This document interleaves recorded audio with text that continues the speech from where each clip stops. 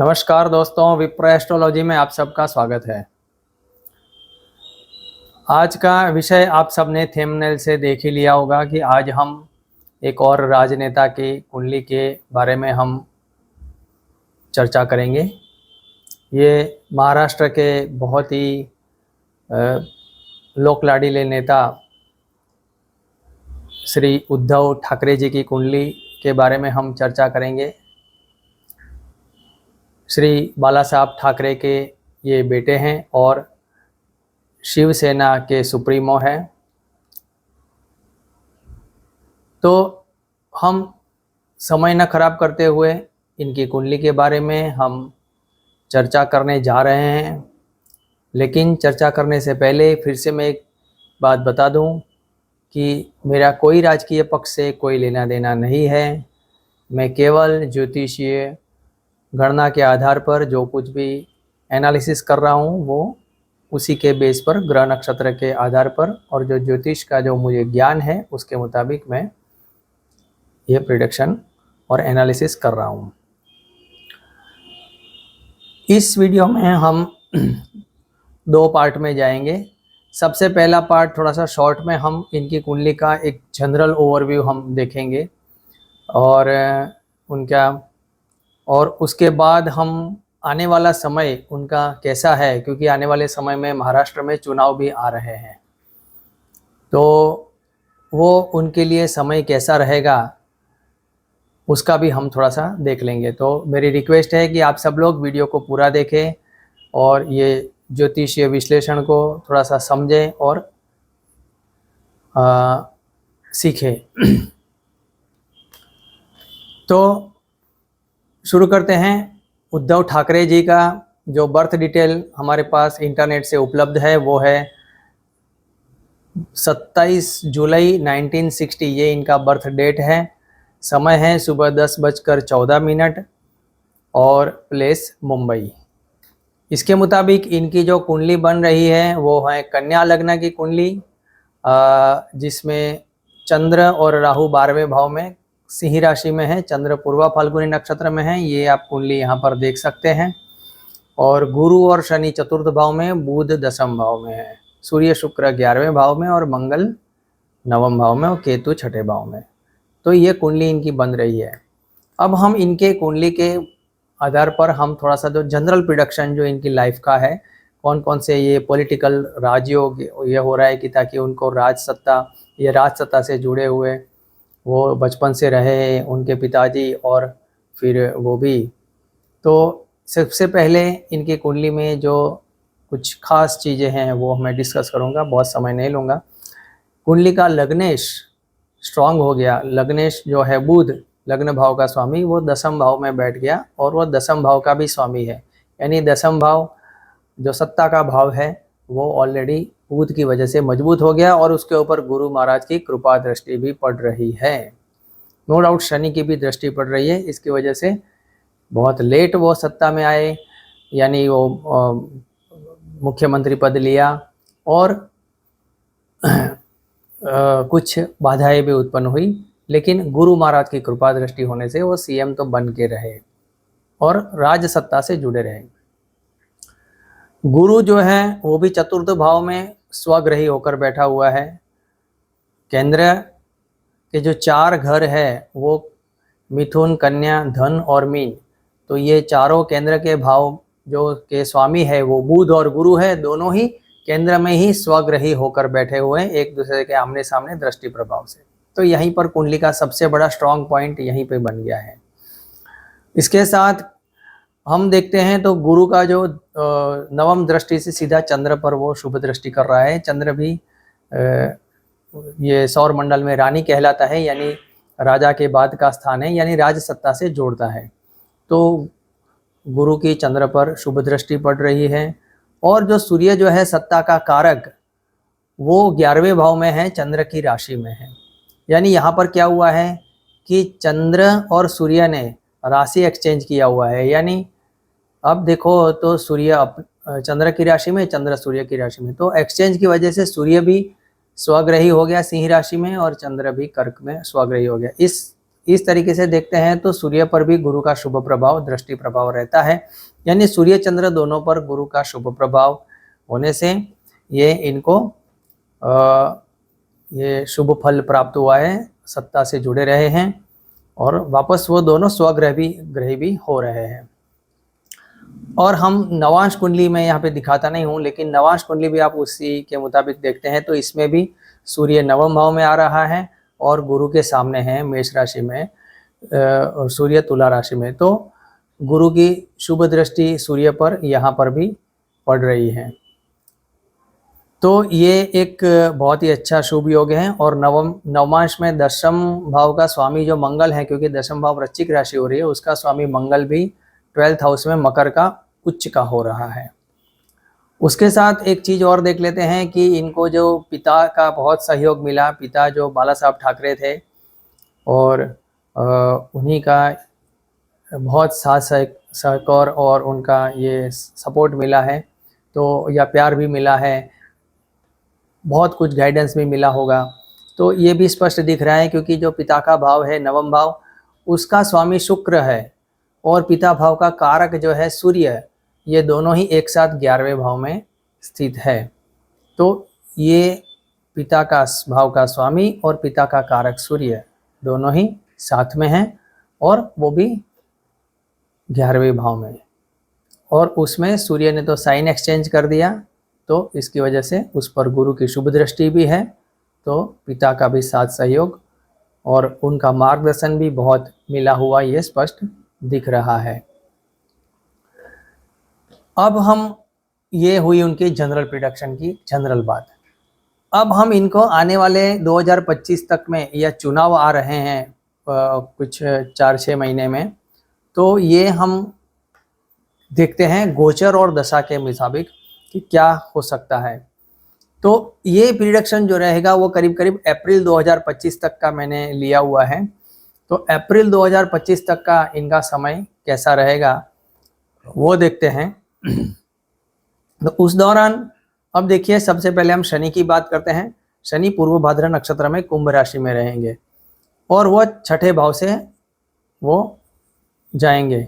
तो यहाँ पे लग्न से 6ठे भाव में जाएंगे और दशमेश जो है बुध या लग्नेश जो भी है और दशम भाव, वहाँ से ये नवम भाव में जाएंगे और वो अच्छे नक्षत्र में, शुभ नक्षत्र में गोचर होने से शत्रु विजय योग वो बना रहे हैं और ये कॉम्पिटिटर को यानी विरोधी पार्टियों पर विजय प्राप्ति के अच्छे संकेत दे रहे हैं। किंतु यही शनि सूर्य से अष्टम में जाने से ये सत्ता प्राप्ति के लिए कुछ न कुछ अड़चनें भी पैदा कर सकता है, या फिर वो खुद अपने आप को बैकफुट पर ला दे कि भाई मुझे अभी सत्ता में रहना नहीं है।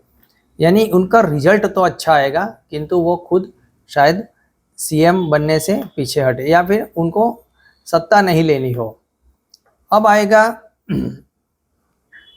जो राहु जो गोचर है, वो राहु गोचर भी उस वक्त उत्तर भाद्र नक्षत्र में रहेगा, मीन राशि में। वहाँ से वो सूर्य पर दृष्टि का प्रभाव भी कर रहा है, सत्ता कारक सूर्य है और वहाँ पर भी उसकी अशुभ दृष्टि प्रभाव है। तो ये भी कुछ सत्ता प्राप्ति में कोई न कोई अड़चनें पैदा करने का संकेत दे रहा है। और साथ में एक चीज़ और भी थोड़ी सी विरोधी है कि जो राहु का गोचर है वो चंद्र से भी अष्टम भाव में जा रहा है और वो भी अशुभ नक्षत्र से। तो ये बहुत ही मानसिक तनाव और कुछ जो लाभ प्राप्त होना चाहिए उसमें भी कुछ अड़चनें वगैरह भी कुछ संकेत दे रहा है। अब जो शुभ ग्रह है बहुत ही इम्पोर्टेंट, वो है गुरु महाराज, गुरु बृहस्पति की बात करते हैं। तो गुरु बृहस्पति उस वक्त ये पूरे दौर में अब से मृगशिरा में है, फिर वापस रोहिणी में आएंगे, फिर वापस मृगशिरा में जाएंगे। लेकिन ये रोहिणी और मृगशिरा ये दोनों में उनका ट्रांजिट रहेगा। लेकिन जो रोहिणी का ट्रांजिट रहेगा वो 28 नवंबर 2024 से लेकर 10 अप्रैल 2025 तक।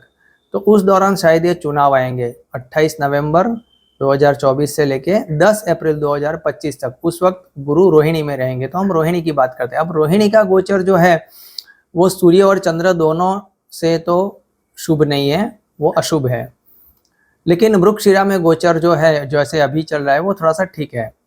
लेकिन ये रोहिणी में अशुभ गोचर सूर्य और चंद्र से होने के बावजूद भी एक चीज बहुत ही अच्छी है कि जो दसम भाव है और दसम भाव का स्वामी बुध है, जो लग्नेश भी है वहां, और वो जो पुनर्वसु नक्षत्र में है, यहाँ से ये गुरु का गोचर नक्षत्र वाइज बहुत ही शुभ रहेगा और उनको बहुत ही अच्छा सहयोग प्राप्त कराएंगे और सब प्रजा का सहयोग, सपोर्ट बहुत मिलेगा और उनकी बहुत ही अच्छी एक नामना प्राप्त होगी और बहुत ही लोक चाहना और बढ़ेगी, क्योंकि गुरु कुंडली में चतुर्थ भाव का स्वामी है जो जनता का भाव है, और उसके साथ शनि भी जनता भाव का कारक भी बैठा हुआ है। तो गुरु का वहाँ से गोचर दसम भाव के लिए बहुत ही अच्छा रहेगा और सत्ता हासिल करने के लिए उनको जो भी सहायता प्राप्त होनी चाहिए वो गुरु कुछ न कुछ सहायता प्राप्त कराता हुआ नजर आ रहा है। लेकिन एक चीज फिर से यहाँ पर है कि ये बुध से शुभ गोचर में होने के, शुभ नक्षत्र गोचर में होने के बावजूद वो दसम भाव से 12वें भाव यानी नवम भाव में होगा। तो ये दसम को सत्ता के लिए सब कुछ लाभ प्राप्त करने के बावजूद वो पावर से हटाएगा कि मुझे पावर नहीं लेना है, मैं कुर्सी पे नहीं बैठूंगा, ऐसा कुछ, या फिर वो बैठने नहीं देगा। नवम भाव से जा रहा है, नवम भाव से मंगल के ऊपर से वो गोचर हो रहा है।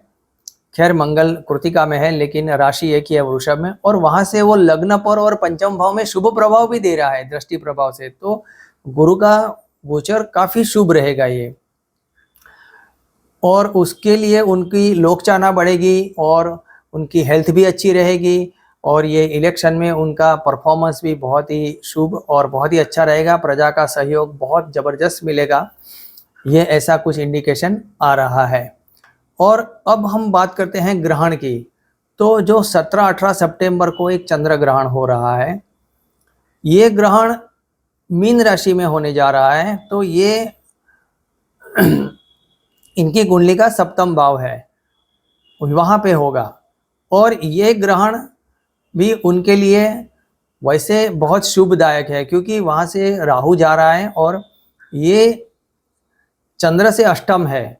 तो अशुभ भाव में अशुभ घटना हो रही है, ग्रहण हो रहा है, तो इनके लिए शुभ प्रभाव होगा।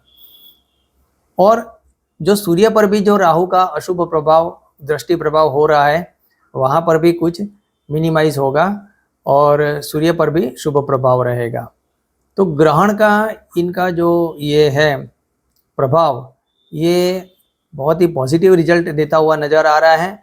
इसमें फिर से भी यही दिखा रहा है कि इलेक्शन में बहुत ही अच्छा उनका परफॉर्मेंस रहेगा, प्रजा का सहयोग बहुत ज़बरदस्त मिलेगा और बहुत ही अच्छी सीटें वो उनकी पार्टी जीत सकती है। और अब हम देखते हैं, एक दशा की बात करते हैं। तो जो योगिनी दशा में सिर्फ वही ज़्यादा देखता हूँ और मुझे भरोसा भी ज़्यादा है। तो योगिनी दशा इनकी जो चल रही है, वो अभी इनकी योगिनी दशा में मंगल की महादशा चल रही है जो 23 दिसंबर 2024 तक चलेगी। उसमें अभी जो चल रहा है वो लास्ट फेज चल रहा है, उसमें गुरु की अंतर्दशा चल रही है। मंगल में गुरु की अंतर्दशा जो थोड़ी सी ठीक ठाक है, ये करीब 24 अगस्त से ही गुरु की अंतर्दशा आई है। तो अभी मंगल में गुरु आने से काफ़ी कुछ पॉजिटिव रिजल्ट उनको और देखने को मिलेगा, और ये चलेगी मैंने कहा वही 23 दिसंबर 2024 तक। अब 23 दिसंबर 2024 के बाद पूरी महादशा बदल रही है, वो आ रही है बुध की महादशा, और वो उत्तर भाद्र नक्षत्र की, और वो रहेगी 4 सितंबर 2025 तक। यानी 23 दिसंबर 2024 से लेके 4 सितंबर 2025 तक ये जो है उसमें बुध में बुध रहेगा, बुध में बुध की अंतर्दशा, बुध में बुध, और बुध उनकी कुंडली में दसम भाव में है, दसम भाव में स्वग्रही है, लग्नेश भी है। तो ये दशा इनको बहुत ही अच्छा रिजल्ट देने का संकेत दे रही है और बहुत ही अच्छा रिजल्ट उनको इस इलेक्शन में मिलने का पूर्णतः संभावना दिखा रही है।